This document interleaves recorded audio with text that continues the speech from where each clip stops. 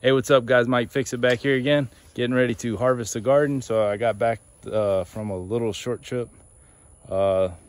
today, and then I saw what the garden looks like now. So here we go. Cherry tomatoes, you can see that there are some ripe ones on there. Oh yeah, looking good. I got some beefsteak tomatoes popping out over there. My herbs are still doing really well. I gotta get those clovers out there, but they're doing all right. And then my peppers, the ones that were about to die, I got jalapenos down there. You can see them everywhere. Jalapenos all over those peppers. They look like they were shriveled up, about to die. These are those hot banana peppers right here. Getting some of them. That one back there's got some green ones on it. I guess that was some type of maybe hot pepper too. These haven't produced peppers or flowers yet, but we'll see what they do. Cucumbers, here we go.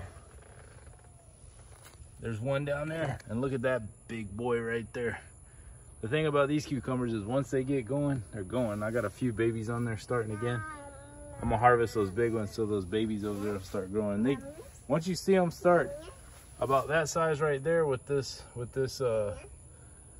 variety of cucumber, it takes about 2 days for them to get looking like that. So that's pretty good. Yeah, baby, I know. If you like the tomatoes too. There's my beefsteak tomatoes going. I got one growing pretty good back there. Another few starting. These were slow to start, but they look like they're doing all right. And this is my Arkansas variety. I got a good, nice red vine ripen there. There too.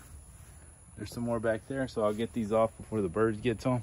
I have one down there that a worm got into, but we're gonna get the rest of them off before they get messed up. So hey, there it is.